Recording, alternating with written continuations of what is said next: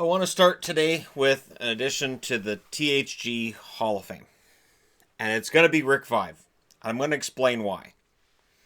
Back in the 80s, watching hockey and collecting hockey cards, this was one guy that it hurt. It hurt.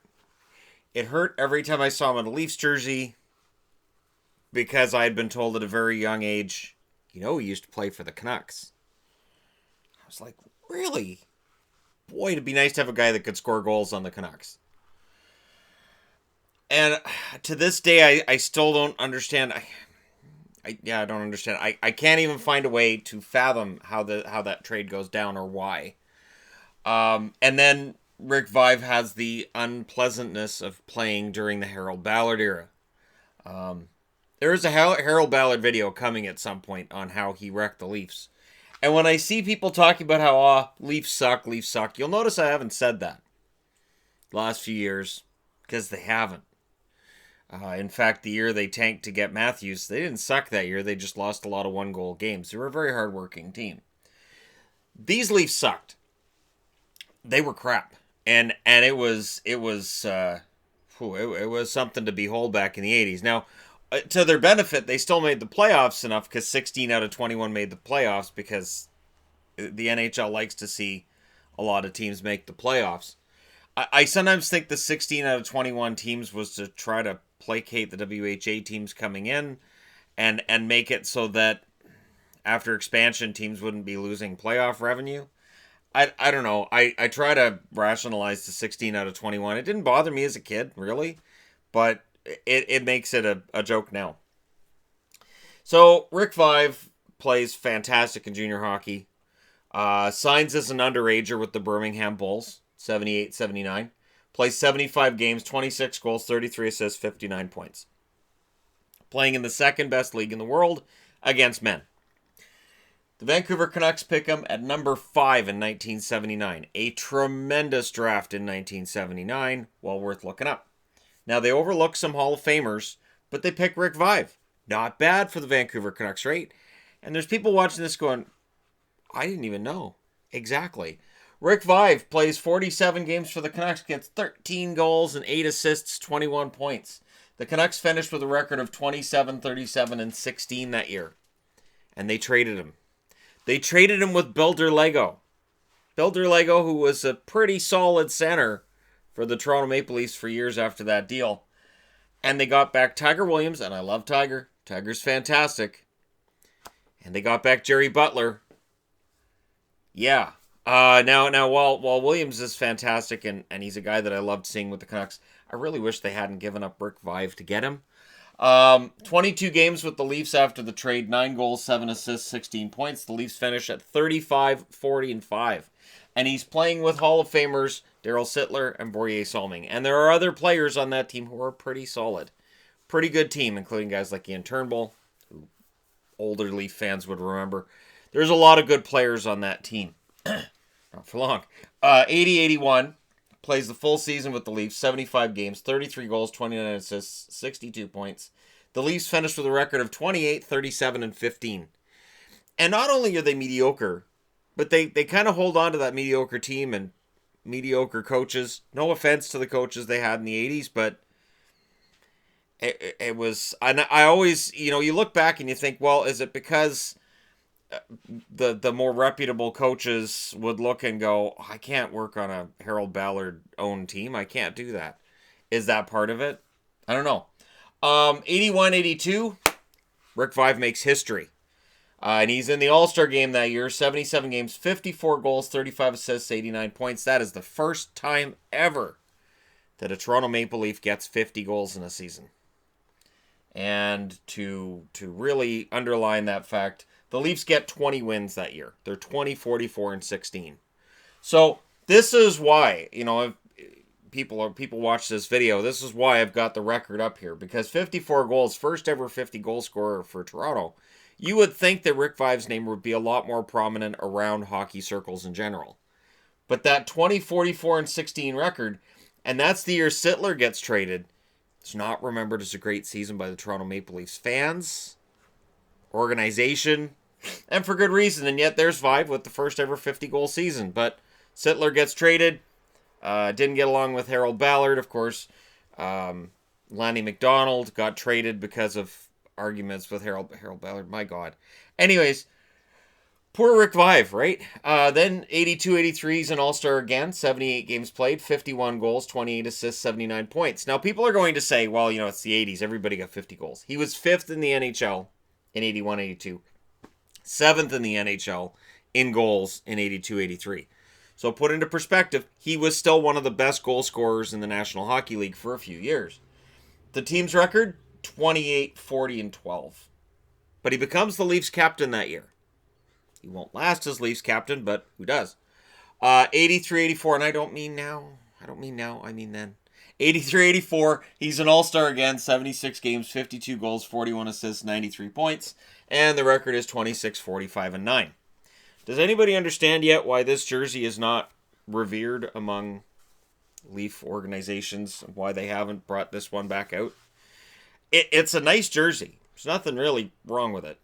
But that era, you don't want to harken back to it, and yet the Canucks always wear their skate. Of course, they don't wear the Flying V, where the Canucks records were usually worse than the ones put up by the Leafs at that point.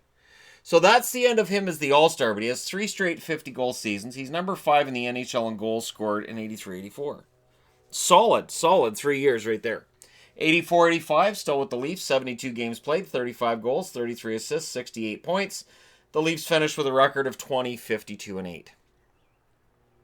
Gotta be frustrating. 85-86. 61 games played, 33 goals, 31 assists, 64 points. So he has more points than games that year. Probably would have had 40 goals if he played the full season.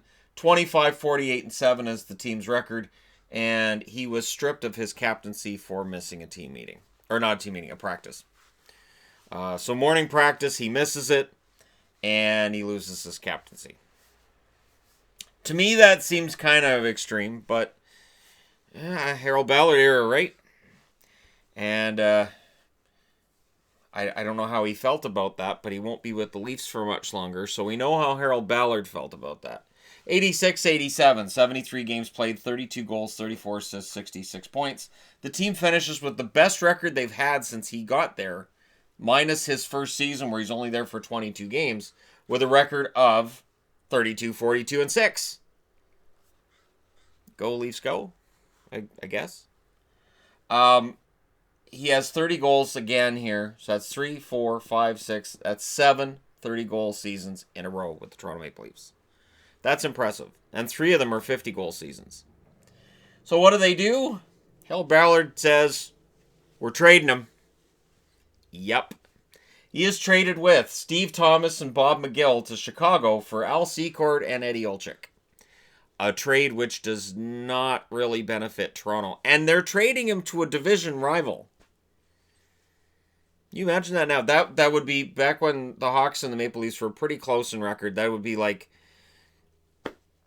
I don't know, seeing a massive trade. But it's hard to say because this was in the divisional era where it was only divisions. This would be like Boston and Toronto making a massive deal right now. And it would be a deal that right on the surface of it, you go, wow, Boston hosed them. And Chicago really did kind of hose them. Steve Thomas went on to play for a while. And the Leafs just continued their crashing. 87-88, the Blackhawks have Vaive services, and he has somewhat of a rise here. Another 30-goal season in the offing. He actually scores 40 that year. 43 goals, 26 assists, 69 points. But the Blackhawks finished with a record of 30, 41, and 9 because Norris Division, you'd have 1 or 2 good teams and then everybody else. 88-89, he only plays 30 games with the Blackhawks, 12 goals, 13 assists, 25 points. They finished with a record of 27, 41, and 12 that year. He was traded for Adam Creighton from the Buffalo Sabres. With the Sabres, he plays 28 games. You'll notice he only played 58 that year. 19 goals, 13 assists, 32 points. He still gets to 30 goals. That's, 8-9 straight seasons, but it's his last 30-goal season in the NHL. 38, 35, and 7 is the record for the Sabres. So, from 79-80 until 88-89, he hadn't been with a team that had a winning record. He is finally on a team with a winning record. It's quite the career Rick Vaive had. It's amazing he kept it together as well as he did. And yet he was a fighter as well. We'll get to that. 89-90, plays 70 games, gets 29 goals, falls just short of 30. 19 assists, 48 points. And his mobility was an issue at this point. And this was what, caused the Sabres to have to pull him out at some point. 90-91, he plays 71 games, 25 goals, 27 assists, 52 points. The team finishes with a 31-30-19 record, one game above 500. After the year, they had a 45-27-8 record. And I don't know Rick Vaive. I haven't spoken to Rick Vaive. I'm guessing this season where he finishes with 45 wins probably felt pretty darn good in comparison with that 20-win season. He got 54 goals. Probably a lot of fun winning rather than just, well, we lost 7-4, but I got 2 goals. Probably felt better. 91-92 would be the last year he'd play in the NHL. He only played 20 games, 1 goal, 3 assists, 4 points. The team finished with a record of 31-37-12.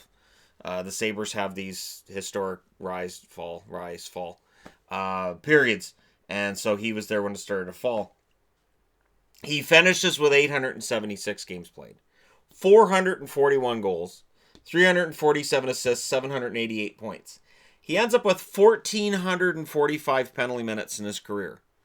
He was not afraid to drop the gloves. He was not afraid to go into the corner and fight for the puck. He only played 32 playoff games in his career, 14 goals, 9 assists for 23 points. He'll never be in the NHL's Hall of Fame, and it's too bad because he was the first ever Toronto Maple Leaf 50-goal scorer, and he was a captain of a team that was run very, very poorly. Those Leafs were run so badly. So when people talk about where the Toronto Maple Leafs are at right now, and they talk about this, since 1967, I'm sorry, where the team is now is fantastic compared to back then. That was historically bad. And I will eventually do a video on Harold Ballard. I'm sort of laying the groundwork just by showing you guys the careers of guys that he didn't necessarily treat very well. And the Toronto Maple Leafs in general were a team in very bad disrepair throughout the 80s. And yet, here was Rick Vaive putting up 50 goals 3 years in a row. But it kind of gets forgotten because of the teams he played on. So there you go. Let me know your thoughts in the comment section below as always. I don't think Rick Vaive's going to care that he's in my Hall of Fame. I don't think it's going to matter to him. But that's kind of what it's there for. It's just it's for the players that will not be in the NHL Hall of Fame, and yet I feel like they deserve some recognition for having a pretty darn solid career. So there you go. Hit like and subscribe if you're browsing your way through. Just tapping upon this video, and thank you guys so much for watching. I'll talk to you again soon.